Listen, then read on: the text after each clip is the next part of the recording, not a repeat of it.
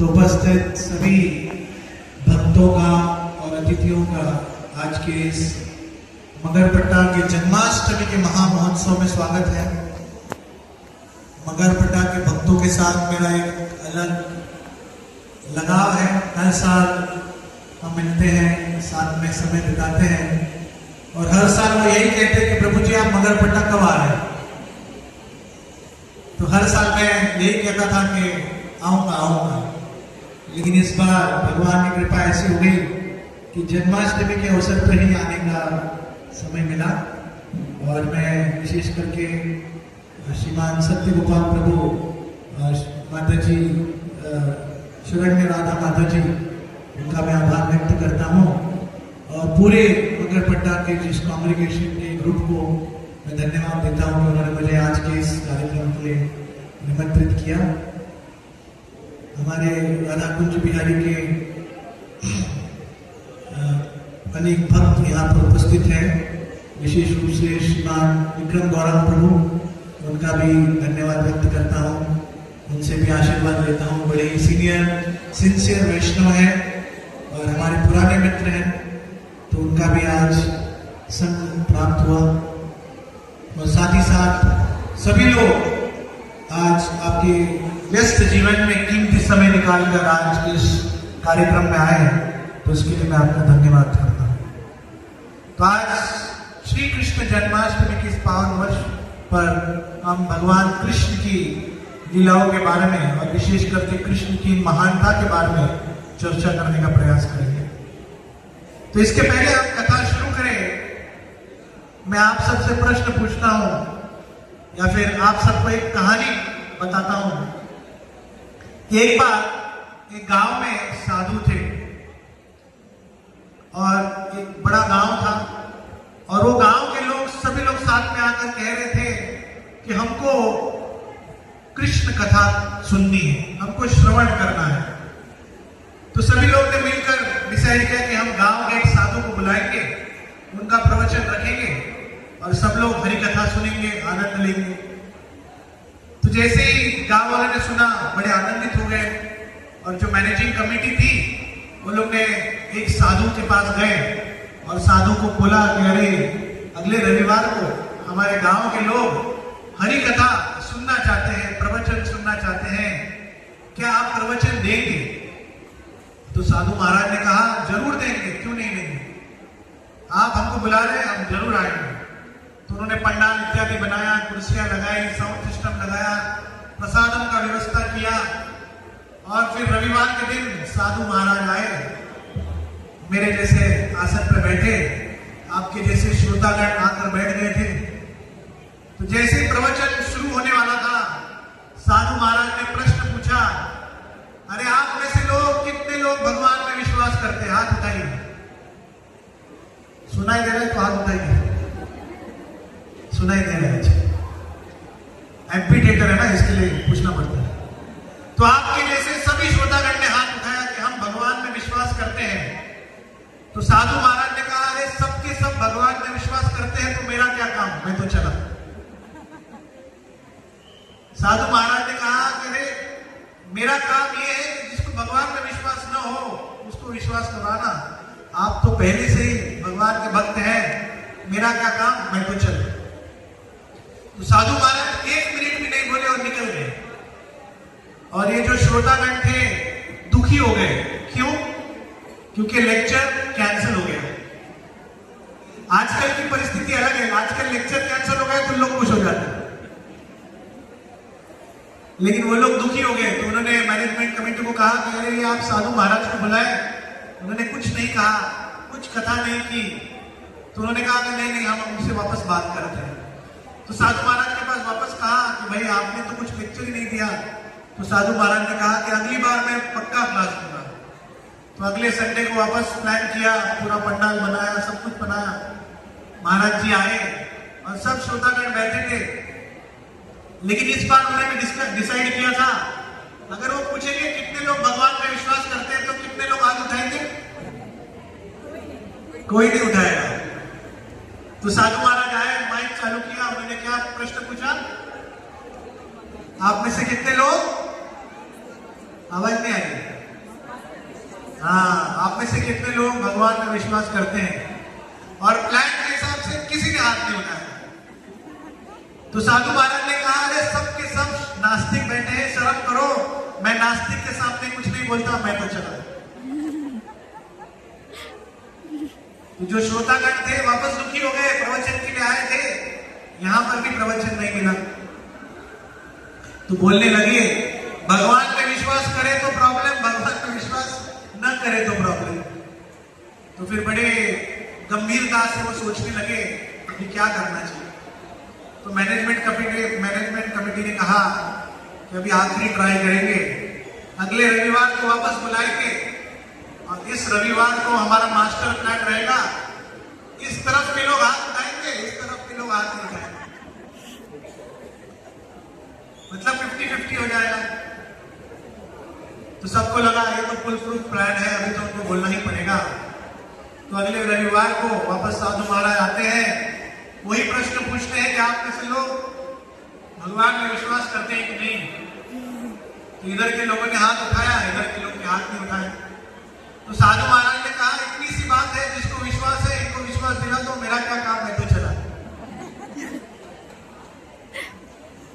तो इस पूरी कथा में हम देखते हैं कि हमारे जीवन में जो श्रद्धा है, भगवान के ऊपर विश्वास है, वो बहुत फ्लिकरिंग है। कभी ऐसा लगता है कि भगवान के ऊपर पूरा अटूट विश्वास है, कभी ऐसा लगता है जब जीवन में कठिनाई आती है, मुश्किल समय आता है, हमको लगता है कि भगवान सच में है तो कहाँ है, बराबर। और आजकल जो परिस्थिति चल रही है, जो सोशल मीडिया में लोग बोल रहे हैं, ऐसी मूवीज बना रहे हैं जहां पर हमारे मन में संशय आ जाता है कि सच में भगवान है कि नहीं। और जो वास्ट मेजॉरिटी जो लोग हैं, उनके जीवन का आंसर ये है 50-50, या भगवान है भी है, नहीं भी है। जब भी भगवान अच्छा करते तो है, बुरा करते तो नहीं। तो ये हमारे जीवन में बहुत विशेष चीज है, वो है श्रद्धा, faith. Faith is an integral part of life. हर कोई व्यक्ति हर एक क्षण, हर परिस्थिति में वो भगवान को स्मरण करता है, और भले वो भगवान को याद ना करे, भगवान के साथ संपर्क ना जुड़ा हो, लेकिन हर एक परिस्थिति में उसके पास श्रद्धा है।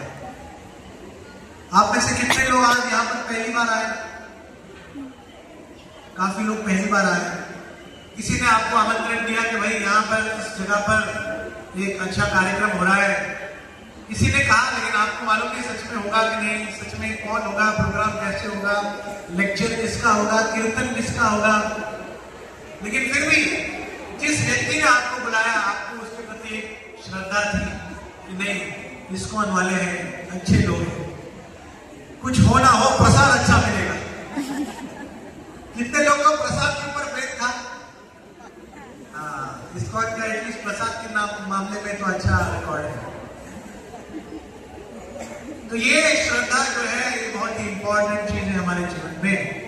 तो हमें हर परिस्थिति में हम श्रद्धा यानी कि फेथ का सहारा लेते हैं।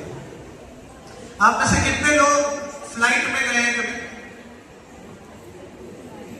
फ्लाइट में गए, तो जैसे आप फ्लाइट में टिकट लेते हैं, टिकट लेने के बाद जिस दिन आपका डिपार्चर रहता है, आप बोर्डिंग पास लेते हैं, बोर्डिंग पास लेने के बाद वहां पर गेट के पास जाते हैं।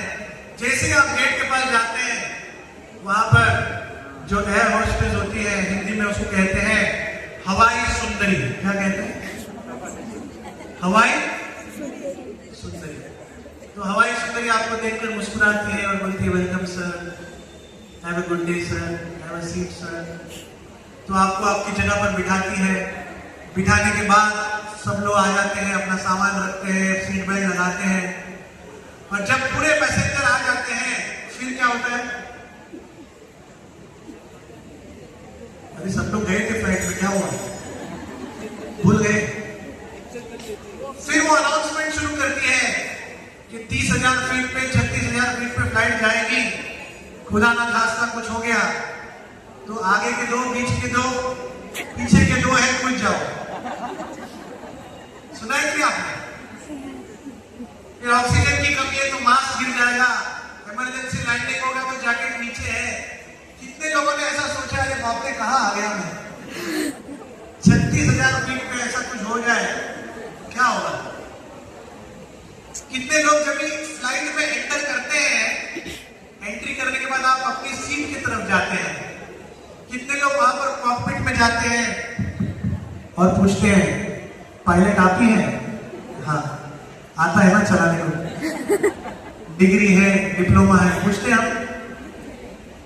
तो हम पूरी सीट पे बैठते हैं, इतना अनाउंसमेंट जब भी चल रहा है, आधे लोग तो कान में गाना सुन रहे हैं, पिक्चर देख रहे हैं, अधिकांश लोग को कुछ फर्क नहीं पड़ रहा है क्योंकि उनको पूरा विश्वास है। अभी मेरा प्रश्न आपको है, वो विश्वास किसके ऊपर है? एयरलाइंस के ऊपर है या गवर्नमेंट के ऊपर है या उस पायलट के ऊपर है जिसको आपने देखा ही नहीं? किसके ऊपर विश्वास है? पायलट के ऊपर। आपने तो देखा नहीं उसको, देखा नहीं है तो भी विश्वास है। हाँ, तो जैसे बिना पायलट को देखकर हम विश्वास रख सकते हैं, 36,000 फीट में आराम से नींद आती है और पता है कि 2 घंटे 10 मिनट में कलकत्ता बैंगलोर आपके गंतव्य पर आप पहुंच जाएंगे।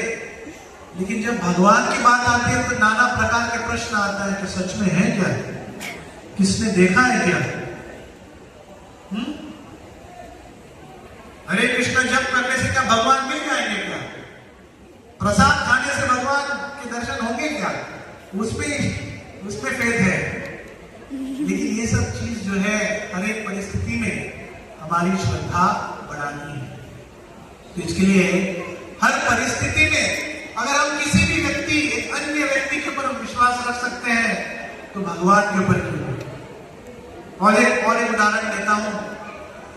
जैसे यहाँ पर बहुत सारे प्रभु जी बैठे हैं, आज प्रोग्राम में आने के लिए या कोई भी बड़े फंक्शन में जाने के लिए क्लीन शेव करते हैं या अच्छा दाढ़ी वाड़ी बना के जाते हैं। जब आप किसी नाई के पास जाते हैं, सलून में जाते हैं, तो जो व्यक्ति दाढ़ी बनाने वाला व्यक्ति है, आप उसके पास जाते हैं, जैसे आप उस कुर्सी पे बैठते हैं, कितने लोग उस व्यक्ति को पूछते हैं डिग्री है क्या, डिप्लोमा है क्या? पूछते? हम केवल एक प्रश्न पूछते हैं, कितना टाइम लगेगा, जल्दी करो। हाँ? और वो व्यक्ति आपकी दाढ़ी बना रहा है और उसके हाथ में सबसे तेज धार वाली ब्लेड है और वो ब्लेड दाढ़ी काटते काटते यहां तक आ गई है। सोचिए अचानक उसको छींक आ गई तो। और आजकल तो सबसे डेंजर बात यह है कि हर एक सलून में एक टीवी है और हर एक सलून में क्रिकेट मैच चलता है, आईपीएल चलता है। सोचिए उस व्यक्ति का फेवरेट प्लेयर आउट हो गया तो छोटी सी गलती अगर आपका गला काट देगी तो क्या होगा? लेकिन हमको पूरा विश्वास है कि नहीं कुछ नहीं होगा। तो जब हम किसी साधारण व्यक्ति के ऊपर इतना विश्वास रख सकते हैं तो हम गुरु, साधु, शास्त्र और विशेष रूप से भगवान के ऊपर क्यों विश्वास नहीं रख सकते? तो आज हम इस भव्य कार्यक्रम में आए हैं, जन्माष्टमी के इस पावन अवसर में आए हैं। तो ऐसे कार्यक्रम से हमारे हृदय में भगवान के प्रति श्रद्धा बढ़ती है, क्योंकि इतने सारे लोग आते हैं, कथा सुनते हैं, कीर्तन सुनते हैं, भगवान का अभिषेक देखते हैं, अभिषेक करने में भाग लेते हैं और तत्पश्चात भगवान की कथा सुनते हैं।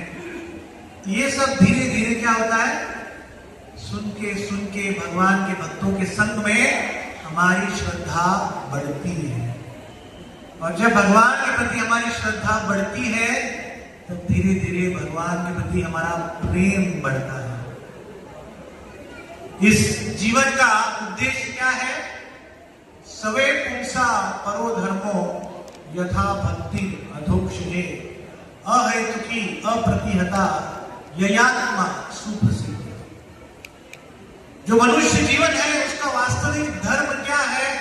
भगवान कृष्ण की अहेतुकी अप्रतिहता भक्ति करना। अहेतुकी मतलब अनमोटिवेटेड, अनइंटरप्टेड। ये केवल भागवतम में आपको सुनाई देगा। बाकी आप इस्कॉन छोड़ के बहुत सारे मंदिरों में जाएंगे, आपको बताएगा कि आप इस मंदिर में आओगे तो आपको ये मिल जाएगा, धनम देही पुत्रम देही देही देही, ये दे दो वो दे दो, ये मंदिर में नारियल फोड़ा तो ये मिलेगा। लेकिन कृष्ण भावनामृत का संदेश क्या है कि आप भगवान के पास आएंगे, भगवान आपके परम पिता परमेश्वर है, वो आपको जो आपके लिए अच्छा है वो देंगे। यहाँ पर बहुत सारे बच्चे हैं, उनके माता पिता भी आए हैं। क्या बच्चों को रोज अपने माता पिता के पास मांगना पड़ता है कि बेटा पापा आज खाना मिलेगा क्या, आज ये मिलेगा क्या? उल्टा माता पिता रोज बच्चे के पास जाते हैं, बोलते बेटा आज खाना नहीं खाया, बेटा दूध नहीं पिया, बेटा आज एक्सरसाइज के लिए नहीं गए, बेटा खेलने के लिए नहीं गए। तो ये एक माता पिता का कर्तव्य है। उसी प्रकार से भगवान श्री कृष्ण गीता में कहा गया है, पिता हम यस्य जगता माता धाता पितामह। भगवान श्री कृष्ण जो है वो परम पिता परमेश्वर है, वो अपने संतानों के लिए, अपने अलग अलग जो लोग हैं उनके लिए हमेशा तत्पर है। तो ये बहुत ही इंपॉर्टेंट चीज आज हमने बताई है। श्रीमद् भगवद गीता के 6वें अध्याय के आखिरी श्लोक में भगवान कृष्ण श्लोक में कहते हैं, योगिनामपि सर्वेषां मद्गतेनान्तरात्मना श्रद्धावान भजते यो मां समे युक्ता तमो मतः। भगवान श्री कृष्ण इस श्लोक में कहते हैं कि सबसे बड़ा योगी कौन है? रामदेव बाबा है या और कोई बाबा है या कोई फेमस योगी है जो एक हाथ पे खड़े रह सकते हैं या दो हाथ पे खड़े रह सकते हैं, जो शोल्डर स्टैंड कर सकते हैं, हाँ, जो सर्वांगासन कर सकते हैं, जो शीर्षासन कर सकते हैं। भगवान श्री कृष्ण कह रहे हैं कि सबसे बड़े योगी कौन है? योगी नाम अपि सर्वेषां मद भक्ति अंतरात्मना, जो मेरी भक्ति करता है वो सबसे बड़ा योगी है। और उसमें भी इंपॉर्टेंट चीज क्या है? श्रद्धावान भजते मां, और पूरी श्रद्धा से पूरी निष्ठा से मेरा भजन करता है, वो मेरा सबसे प्रिय भक्त है, वो सबसे बड़ा योगी है। आजकल योगा में खाली एक्सरसाइज सिखाया जाता है कि किस प्रकार से आप वेट लॉस करें, किस प्रकार से आप फैट लॉस करें, लेकिन भगवान कृष्ण को कैसे प्राप्त करें वो बहुत कम जगह बताया जाता है। वास्तविक में संस्कृत शब्द योगा का अर्थ है युञ्जते इति योगा, जो भगवान से हम जोड़ सके उसे योगा कहते हैं। तो आइए आज हम श्री कृष्ण जन्माष्टमी कैसे मनाएंगे उसके बारे में चर्चा करने का प्रयास करेंगे। तो बहुत बार जब हम कृष्ण भगवान के बारे में बात करते हैं तो बहुत सारे लोगों को बहुत सारी मिसअंडरस्टैंडिंग है।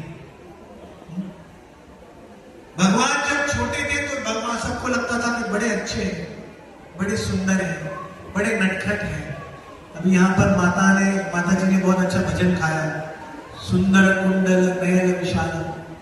हाँ, भगवान की अलग अलग लीला सुन के बड़ा मजा आता है। लेकिन जब भगवान बड़े हो जाते हैं तो हमको लगता है, अरे कृष्ण की इतनी सारी पत्नियां, इतनी सारी गोपियां, ऐसा कैसे? तो इसके लिए भगवान को समझना भी बहुत मुश्किल है। ये मैं नहीं कह रहा, ये स्वयं कृष्ण कह रहे हैं गीता में। भगवान श्री कृष्ण कह रहे हैं, जन्म कर्म च मे दिव्यम योऽहं वेदेति तत्त्वतः त्यक्त्वा देहं पुनर्जन्म नैति मामेति सुअर्जुन।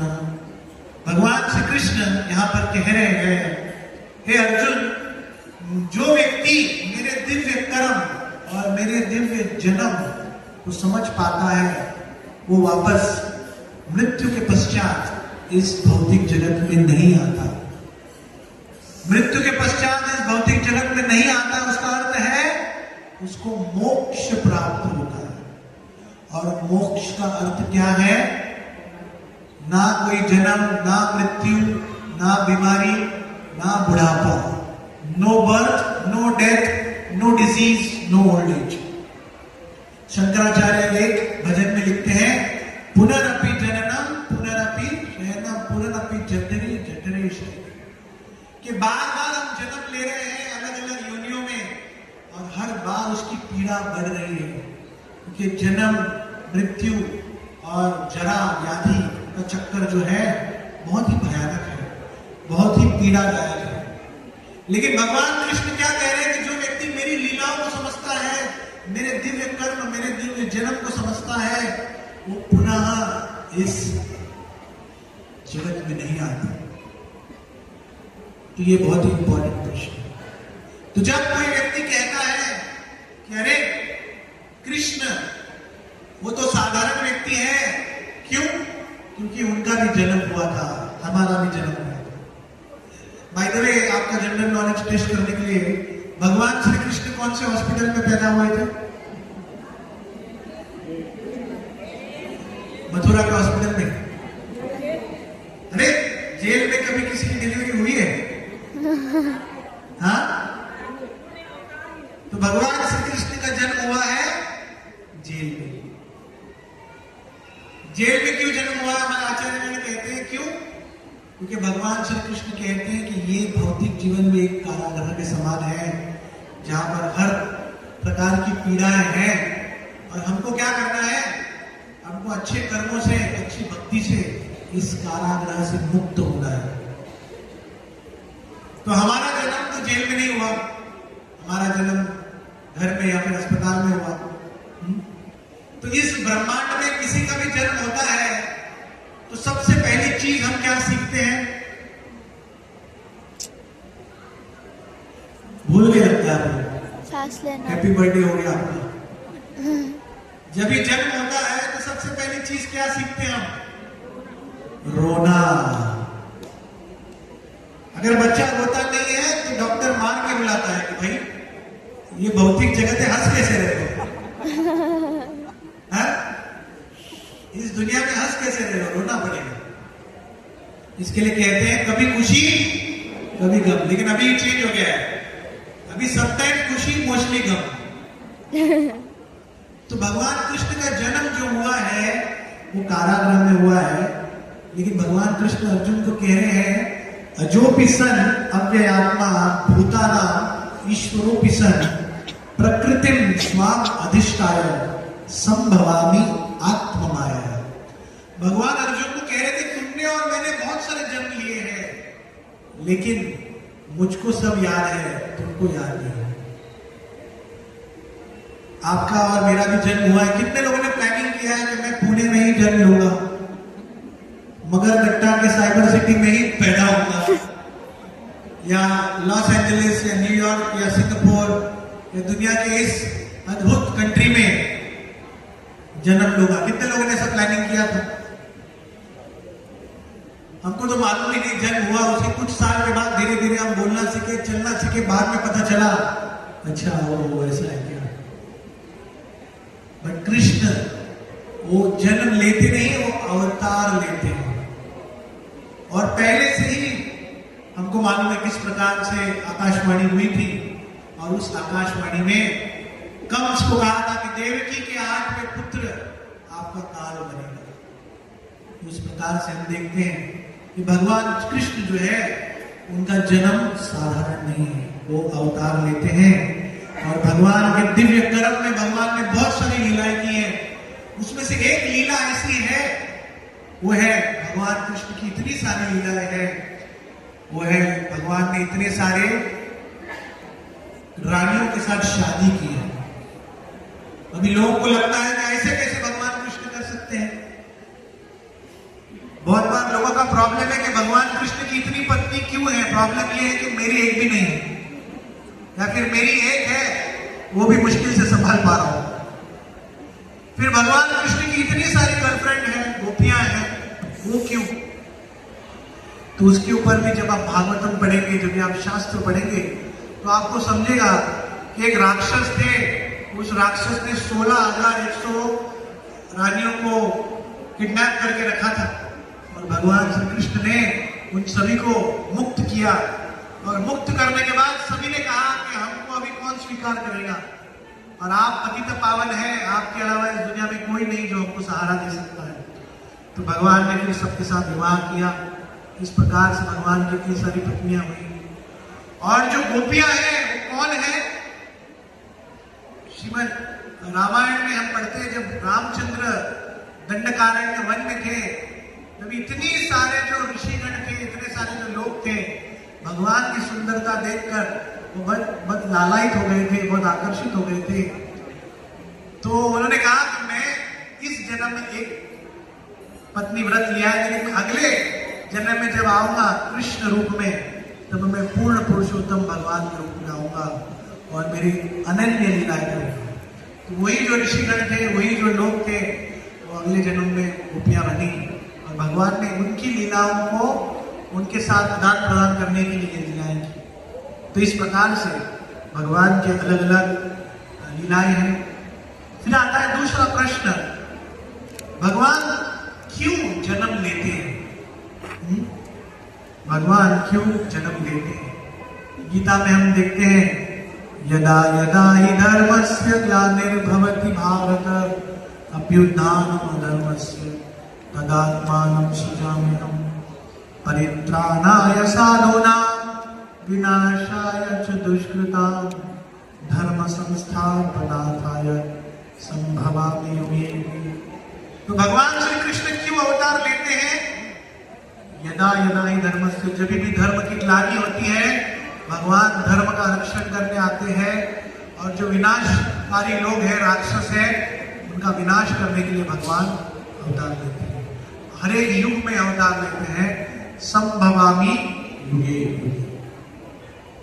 तो इस विशेष करके द्वापर युग में भगवान श्री कृष्ण पूर्ण पुरुषोत्तम भगवान के रूप में प्रकट हुए और भगवान श्री कृष्ण ने अनेक अनेक लीलाएं की।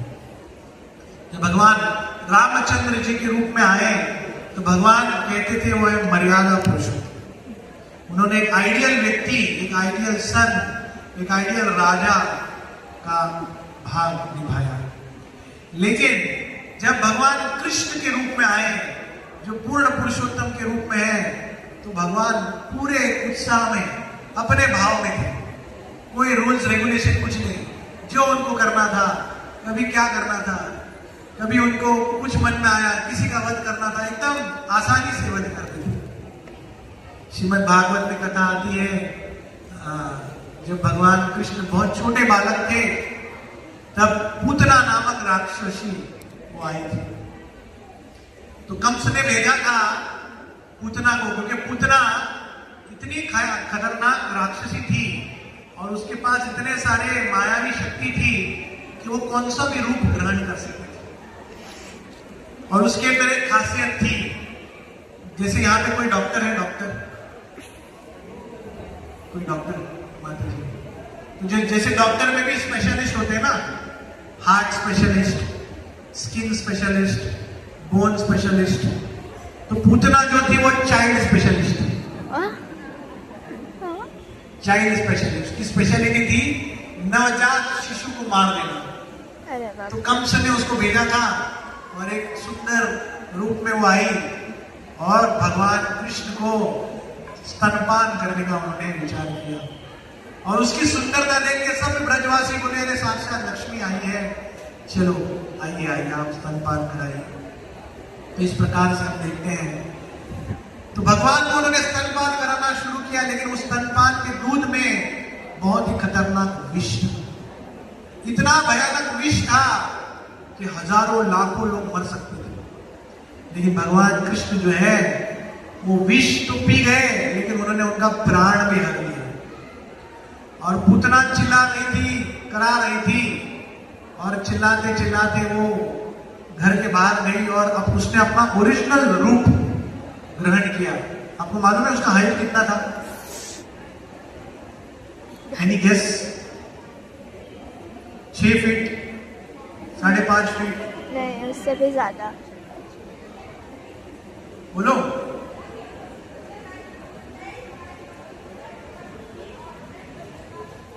सुनाई नहीं दे रहा है? पूतना का हाइट था लगभग 8 मील, 8 माइल्स। 8 माइल्स मतलब कितने किलोमीटर हो गए? सोचिए, इतनी ऊंची थी वो। और इतनी ऊंची राक्षसी को भगवान ने कैसे मारा? दूध पीते पीते। सोचिए क्या पावर है। लेकिन सबसे बड़ी बात यह है कि भगवान ने तो उसको दूध पीते पीते मार दिया, लेकिन उससे भी बड़ी बात है कि भगवान इतने कृपालु है। भागवत में एक श्लोक आता है, अहो बकीयम स्तनकालपूतम जिनाम सयापायतने नातरी लेभे गतिं दात्री मुचितो ततोन्यम कम्वा दयालुं शरणं व्रजेमा। तो उसकी मृत्यु हो गई, लेकिन मृत्यु के बाद भगवान ने क्या देखा? उसने मेरे को विष पिलाया, वो नहीं देखा। भगवान ने देखा, अरे नहीं, ये तो मेरे को दूध पिलाने आई है, दूध तो माता पिलाती है, चलो इसको स्पिरिचुअल वर्ल्ड में ट्रांसफर कर देंगे। और स्पिरिचुअल वर्ल्ड में ये तो इसके लिए भागवत में उस श्लोक में आता है, कम्वा दयालु शरणम व्रजेमा। तो इतने दयालु इस दुनिया में कौन है? तो ये भगवान श्री कृष्ण है। इतने महान भी है, इतने करुणामय भी है। तो ये चीज बहुत जरूरी है हमारे जीवन में। तो भगवान ने अवतार क्यों लिया, हमने देखा। फिर भगवान अवतार लेते हैं, इस दुनिया में क्यों आते हैं? ताकि हम जैसे लोग भगवान के साथ जुड़ जाए। श्रीमद् भागवत के पहले स्कंद में श्लोक आता है, इति मर्त्यानि भगवान बूढ़ा कपट मानुष। वो कहते हैं कि भगवान कृष्ण और बलराम इस युग में जन्म क्यों लेते हैं? क्योंकि हम जो लोग हैं ना, मनुष्य लोग, हमारे भी 2 हाथ हैं, 2 पैर हैं, तो कृष्ण भी वही रूप में आते हैं। क्योंकि वो रूप में जब आते हैं तो हम ज्यादा रिलेट कर पाते हैं। जैसे यहाँ पर कोई व्यक्ति बचपन से पूना में है और वो पूना से निकल के सिंगापुर में या दुबई में कोई दूसरे कंट्री में जॉब करने जाता है। जब वो पाश्चात्य देश में जॉब करने जाता है, नई जगह पर उसको माहौल सूट नहीं करता, एटमॉस्फेयर सूट नहीं करता, लोग सूट नहीं करते। लेकिन जब उसको पता चलता है उसके बगल वाली सीट पे जो व्यक्ति बैठता है वो भी मगरपट्टा से है, वो भी हड़पसर से है, वो भी पिपरी चिंचवड़ से है, वो व्यक्ति ज्यादा रिलेट कर पाता है, तो अपना मन तुरंत कनेक्ट हो जाता है। तो इसके लिए भगवान श्री कृष्ण अवतार क्यों लेते हैं? ताकि हम जैसे लोग भगवान की ऐसी अद्भुत अद्भुत लीलाओं को सुनकर, स्मरण कर कर भगवान के साथ नाता जमा कर सकते हैं। जैसे आज की तारीख में बहुत सारी जो सेलिब्रिटीज हैं, इन्फ्लुएंसर्स हैं, वो कोई प्रोडक्ट को एडवर्टाइज करते हैं कि मैं एक कोलगेट का टूथब्रश पेस्ट यूज करता हूँ, या मैं ये ड्रिंक पीता हूँ, मैं ये सीमेंट यूज करता हूँ, तो सबको लगता है ये यूज कर रहे हैं तो मैं भी यूज करूँ। तो उसी प्रकार से भगवान अपनी इतनी सब लीलाएं कर रहे हैं, एडवर्टाइजमेंट कर रहे हैं और सबको बुला रहे हैं कि देखो ये तो ट्रेलर है, अगर आप मेरे साथ जुड़ोगे तो आपको मैं इटर्नल लीलाओं में लेके जाऊंगा। तो ये चीज बहुत ही ज्यादा जरूरी है। तो अंत में भगवान का जन्म हमने देखा, भगवान क्यों अवतार लेते हैं वो हमने देखा, और फिर हमने देखा कि भगवान अवतार लेने के बाद मनुष्य रूप में ही क्यों आते हैं, वो भी हमने देखा। अभी प्रश्न ये आता है कि वास्तविक में जब हम कहते हैं भगवान, भगवान शब्द की व्याख्या क्या है? जैसे भगवत गीता भी जब हम पढ़ते हैं तो हम सुनते हैं श्री भगवान उवाच, मतलब भगवान ने कहा। जब अर्जुन कहते हैं, बोलते हैं अर्जुन उवाच। तो जब कृष्ण कहते हैं तो ऐसा नहीं कहते हैं श्री कृष्ण उवाच, क्या कहा है? श्री भगवान उवाच। तो बहुत बार लोग प्रश्न पूछते हैं कि वास्तविक में भगवान है नहीं है, जो हमने इंट्रोडक्शन में बताया। तो आप सबने हाथ उठाया, बोलते हैं यस, हम भगवान में विश्वास करते हैं। अभी प्रश्न ये है कि भगवान की व्याख्या क्या है? अगर कोई आपको पूछता है कि अरे आज आप प्रवचन में गए, प्रवचन में अगर कोई आपको पूछता है कि भगवान इस शब्द का अर्थ क्या है, तो क्या बताएंगे आप? तो व्यासदेव जी जो थे, जिन्होंने अलग अलग ग्रंथ लिखे, उनके पिता, उनका नाम था पराशर मुनि। पराशर मुनि ने एक सुंदर श्लोक में भगवान की व्याख्या की है। उस श्लोक में कहा गया है, ऐश्वर्यस्य समाग्रस्य वीर्यस्य यशस्य श्रिया ज्ञान वैराग्य चैव सन्नम भाग इति। तो भगवान शब्द का अर्थ ये है कि एक ऐसा व्यक्ति है जिसके पास ऐसे 6 ऐश्वर्य है, ऐसे ये 6 ऑपुलेंस है, ये 6 क्वालिटीज है जो सबसे ज्यादा किसी मात्रा में किसी व्यक्ति के पास है, वो व्यक्ति भगवान है। जैसे आज की तारीख में हम देखते हैं किसी व्यक्ति के पास बहुत ज्यादा धन है तो हम अट्रैक्ट हो जाते हैं, देखो कितना धनवान व्यक्ति है, इसके पास करोड़ों अरबों की संपत्ति है। कोई व्यक्ति बहुत ज्यादा सुंदर है तो तुरंत भीड़ आ जाती है उसको देखने के लिए, उसके फोटो खिंचाने के लिए, सेल्फी खींचने के लिए कि अरे मैंने इनके साथ फोटो खिंचाई। कोई बहुत फेमस व्यक्ति है, सोचिए यहाँ पर क्रिस्टियानो रोनाल्डो या मेसी या क्रिकेटर जैसे सचिन तेंदुलकर जो आ जाए तो आप लोग मेरे क्लास में बैठेंगे नहीं बैठेंगे डाउट है, आप लोग वहां चले जाएंगे, फोटो खींचेंगे, देखेंगे, क्योंकि फेम। तो ऐसे 6 ऐश्वर्य जो है किसी भी व्यक्ति में सबसे ज्यादा मात्रा में, सबसे ज्यादा एक्सटेंट में अगर पाया जाता है उसको शास्त्र के अनुसार भगवान कहा गया है। तो ये 6 ऐश्वर्य क्या है? सबसे पहला है धन, वेल्थ, धनवान। फिर दूसरा है बल, स्ट्रेंथ, बलवान। फिर तीसरा है फेम, यश, यशवान, जो सबसे फेमस व्यक्ति है। फिर चौथा है सुंदरता, सौंदर्यवान, ब्यूटी। फिर 5वां है नॉलेज, ज्ञान। और आखिरी 6वां वो है वैराग्य। क्योंकि जो व्यक्ति बहुत ज्यादा वैरागी है ना वो भी बहुत फेमस होता है। आप लोग अगर कभी कुंभ मेला गए हैं तो कुंभ मेला में लोग जाते हैं पहला तो डुबकी मारने के लिए, दूसरा अलग अलग प्रकार के जो साधु आते हैं उनको देखने के लिए। और ऐसे ऐसे कुंभ मेला में आपको साधु दिखेंगे, नागा बाबा दिखेंगे जो 40 साल से उनके नखून नहीं काटे, इसके बाल नहीं काटे, जो एक पैर पे खड़ा है। तो ऐसे ऐसे वैरागी लोग को देखकर भी फेमस हो जाते हैं।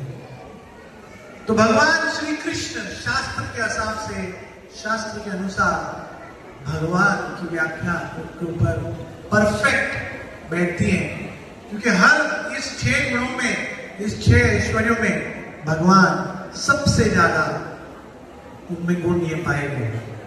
तो पहला है धन, सबसे ज्यादा धन भगवान के पास है। क्यों? क्योंकि लक्ष्मी के पति ही भगवान कृष्ण है। भगवान कृष्ण का एक नाम है माधव। माधव का अर्थ क्या है? The husband of goddess of Fortune. हम लक्ष्मी पूजा के दिन घर को साफ सफाई करते हैं, सब खिड़की दरवाजे खोलते हैं, लक्ष्मी पूजा करते हैं और लक्ष्मी देवी को प्रार्थना करते हैं कि हे लक्ष्मी देवी, कौन से तो दरवाजे से खिड़की से आ जाओ, अपनी कृपा दे दो। हाँ, आपकी कृपा होगी तो माला माल हो जाएंगे। लेकिन वो लक्ष्मी भगवान के एक ग्लांस के लिए लालायित होती है। वो लोग वृंदावन में ऐसा कहा गया है, चिंतामणि प्रकर सद्म शुकल्प वृक्ष लक्षावृतेश सुरवीर अभिपालयन्तम। हजारों लाखों लक्ष्मी जो है वो भगवान की अनेक सेवा कर रही है ताकि एक बार भगवान उनको देख ले, भगवान उनकी सेवाओं से प्रसन्न हो जाए। और वो लक्ष्मी के पति कृष्ण हैं। सोचो उनको क्या धन की कमी है। हम जब कृष्ण की बात करते हैं उनको कहते हैं अखंड कोटि ब्रह्मांड नायक, सब कुछ उनका है। तो भगवान है धनवान। फिर दूसरा है बलवान, सबसे पावरफुल व्यक्ति। जैसे आप कभी कोई ओलंपिक का गेम देखते हैं, हेवीवेट चैंपियनशिप देखते हैं, तो इतने हट्टे कट्टे लोग रहते हैं, अच्छे कपड़े वपड़े पहन के आते हैं और उठाते हैं। देखा आपने कैसे उठाते हैं? 100 किलो 200 किलो उठाएंगे लेकिन फिर फेंक देते हैं। लेकिन भगवान कृष्ण ने गोवर्धन कैसे उठाया? ये उंगली पर। कितने सेकंड के लिए उठाया था? 7 कितने घंटों के लिए उठाया था? 7 दिन 7 रात तक उठाया। तो इतने बलवान व्यक्ति, और भगवान की उम्र तभी 7 साल की थी। आइए आप लोग के पास मोबाइल है तो ट्राई करके देखिए, मोबाइल को लिफ्ट करके देखिए। हम मोबाइल को लिफ्ट नहीं कर पाते। इसके लिए भगवान कृष्ण गीता में कहते हैं बलम बलवताम चाहम, जो भी इस दुनिया में बलवान व्यक्ति है तो ये याद रखो उसको बल मुझसे मिल रहा है। So Krishna is the source of all the strength. फिर आता है तीसरा, फेम। भगवान इतने फेमस है, जो भी करते हैं फेमस हो जाते हैं। भगवान ने माखन चुराया तो लोग कहते हैं वाह रे माखन चोर। जिन्होंने माखन चोरी के ऊपर भजन गाया वो भी फेमस होते हैं। हाँ? तो भगवान कृष्ण की लीला है, जो भी करते हैं फेमस हो जाते हैं। क्यों? क्योंकि भगवान है, हमेशा यशवान है, हमेशा फेमस है। मैं हमेशा ये कहानी बताता हूँ, बहुत लोगों ने सुनी होगी, लेकिन फिर भी आपको याद दिलाता हूँ। आज से बहुत वर्ष पूर्व एक बहुत ही प्रसिद्ध बॉलीवुड की अभिनेत्री थी। उसके हर पिक्चर काफी सक्सेसफुल होती थी। तो एक बार किसी गांव में उसका शूटिंग था, और जब वो शूटिंग में गई, वहां के आजू बाजू के जो गांव के जो डाकू लोग थे उस जगह पहुंच गए, और अचानक पहुंच के उन्होंने सभी लोगों को घेर लिया और सीधा उस हीरोइन के टेंट में गए और उसका हाथ पकड़ के उसको दूसरी जगह लेके गए एकांत में। तब ये हीरोइन घबराने लगी, चिल्लाने लगी और जोर शोर से बोलने लगी बचाओ बचाओ। खाली डिफरेंस इतना था कि कैमरा ऑन नहीं था, लाइव चल रहा था, तो कोई बचा नहीं रहा था। फिर उसको एकांत में लेके गए और इस व्यक्ति ने, इस डाकू ने क्या किया, अपने जेब से धार वाला चाकू निकाला, और जैसे ही चाकू निकाला उस अभिनेत्री रोने लगी, चिल्लाने लगी तुमको सोना चाहिए, घड़ी चाहिए, पैसे चाहिए, ले लो, लेकिन मुझको छोड़ दो। तो तभी उस डाकू ने कहा अरे आप टेंशन मत लो, ये चाकू आपके हाथ में लो और ऑटोग्राफ प्लीज। उसने कहा आप ये चाकू लो और अपने हाथ से इस हाथ पर खून से अपना ऑटोग्राफ लिखो, मैं आपका सबसे बड़ा फैन हूं, फर्स्ट डे फर्स्ट शो देखता हूं। तो वो डर गई, अभी उसको क्या करना है, तो उसने वो हाथ पे लिख दिया और वो वहां से चली गई। और 25 साल के बाद जब वो बूढ़ी हो गई, उसकी सारी पिक्चरें नहीं चल रही थी, उसके परिवार वाले उसको छोड़ के चले गए। 25-20 साल के बाद जब उसकी मृत्यु हुई तो उसके आजू बाजू लोग को पता चला कि 2-3 दिन से घर से बाहर नहीं आई, उसकी मृत्यु हो गई। और उसके फ्यूनरल में 10 लोग से 15 लोग थे। इतनी फेमस व्यक्ति। आपको मालूम है इस अभिनेत्री का नाम क्या था?